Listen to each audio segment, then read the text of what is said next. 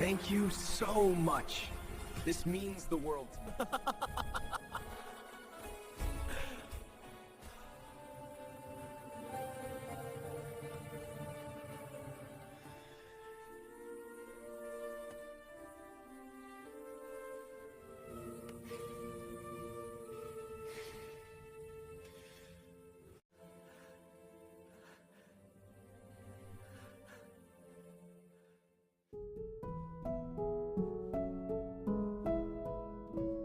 Pernah nggak sih lu ngerasa hidup lo udah berhasil, punya pekerjaan bagus, gaji cukup, tempat tinggal nyaman, tapi entah kenapa hati tetap kosong, kayak ada ruang yang nggak bisa diisi sama apapun. Lo ketawa, tapi nggak bahagia. Lo sibuk, tapi ngerasa hampa. Di tengah gemerlap kota yang tak pernah tidur, Rian datang membawa sejuta mimpi. Ia pikir dengan kerja keras, semua bisa ia genggam. Ia kejar target, ia lawan waktu, bahkan ia rela menukar malamnya dengan lembur tanpa henti.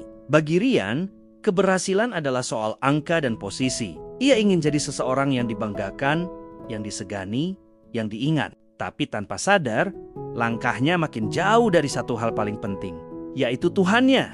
Notifikasi azan di ponselnya kini tak lebih dari sekedar penanda waktu yang terabaikan.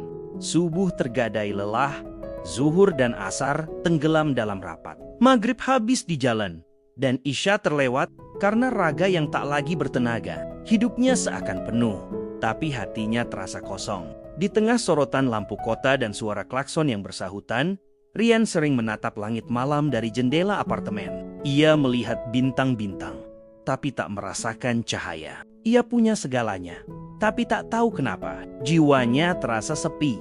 Sampai suatu malam, telepon dari kampung berdering. Di seberang sana, suara lembut seorang ibu terdengar.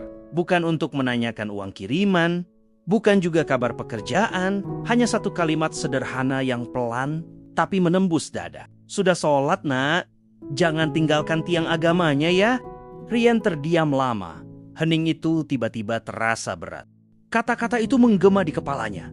Bukan sebagai nasihat, tapi sebagai panggilan. Malam itu, untuk pertama kalinya setelah sekian lama, Rian menatap sajadah di sudut kamar. Debu menutupi seratnya, seolah ikut menunggu pemiliknya kembali. Dan ketika keningnya menyentuh bumi, air mata pun jatuh. Sejak saat itu, Rian mulai menemukan kembali apa yang hilang. Ia sadar, dunia ini gak akan pernah cukup untuk menenangkan hati yang jauh dari Allah. Di sela rapat, di tengah jadwal yang padat, ia mulai meluangkan waktu. Bukan untuk istirahat, tapi untuk bersujud. Ia menata kembali hidupnya, bukan hanya di kalender kerja, tapi juga di waktu-waktu sholatnya. Dan anehnya, yang dulu terasa berat, kini justru jadi sumber ketenangan. Sholat bukan lagi kewajiban yang memaksa, tapi jadi tempat pulang. Jadi sauh yang menahan kapalnya, agar tak karam di tengah badai kehidupan. Rian menemukan makna baru dari sukses.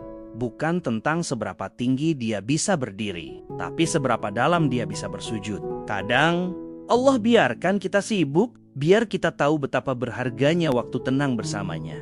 Kadang, Allah biarkan kita kosong, biar kita sadar siapa yang seharusnya mengisi hati itu. Dan kadang, Allah panggil kita lewat suara yang paling lembut, suara seorang ibu, sahabat, atau mungkin video sederhana yang lagi lo tonton sekarang. Jadi, kalau hari ini lo ngerasa capek, ngerasa jauh, atau ngerasa kosong, berhenti sebentar. Ambil wudhu, buka sajadah lo. Karena ketenangan yang lo cari bukan ada di puncak gedung tinggi, tapi di atas sajadah yang terbentang. Untuk setiap anak rantau di luar sana, pegang erat sauhmu. Kamu gak sendirian.